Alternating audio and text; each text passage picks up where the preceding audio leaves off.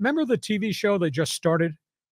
King Charles? Yeah. Charles Barkley, Gayle King. Mm-hmm. They just canceled it. They did? It's going to be devastating to you. I mean, what are you going to watch at 10 o'clock I've in the watched morning? that a few times. It's kind of awkward, but it's okay. It was awkward. It was a ratings 0. It just got canceled 3 months in. They've dropped Gayle King, Charles Barkley's talk show. I watched it. Barkley is everywhere, okay? Congrats to him for marketing himself in his post-playing career. He's got opinions on everything. I don't need Barkley's opinions on society, on politics, on the presidential race. Hell, sometimes I don't want his opinions on what's gone on in the NBA and the NCAA. He's kind of oversaturated me with all things Sir Charles. That being said, he's done really well, but he's on every TV network and he's on every other commercial I see, and enough is enough. They canceled it. Pat McAfee, he went from the podcast world to big money at ESPN, and his ideology is, I can say anything I want, even if it's slanderous against anybody. So, Pat McAfee's killing Stephen A. Smith on ESPN, and he killed the president, Norby Williamson, who just retired. Anyhow, he's doing something wrapped around the draft next Thursday, Friday, Saturday. And who's he got working with him? Bill Belichick. Ooh, interesting. Belichick is going to be the in-studio coordinator.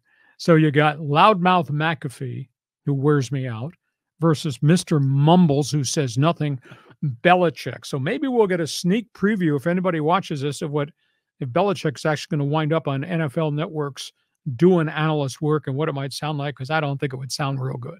Interesting. Pat McAfee, I kind of like him. He's on some of those college game day broadcasts. I've seen him there. He does a good job. I don't listen to his podcast. I don't watch him too much on ESPN. But again, Belichick's not coaching anywhere, so he's got an open weekend. I want to go back to the Gayle King, Charles Barkley bit.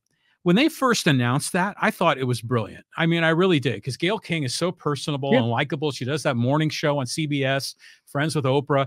And everyone loves Charles, right? Everyone wants Charles. Well, not everyone. Well, he's blown up. I mean, he's been beyond the scope of basketball now for quite a while. Mm-hmm. And this seemed like another level up. And when you're dealing with Barkley and he throws you a one-off comment on culture or society or politics, so you think, oh, that's clever, that's funny.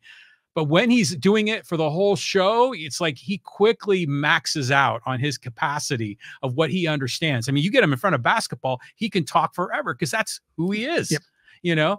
So it was an awkward show, but I remember they had Shaq on there as a guest. They've had other guests on. It was interesting, but it never really was as good as I had hoped. Too much wise ass stuff.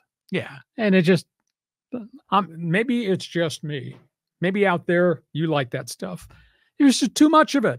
I don't need his opinions on shirts and ties and parking lot problems and politics and what's gone on with the king in England and why. What's it?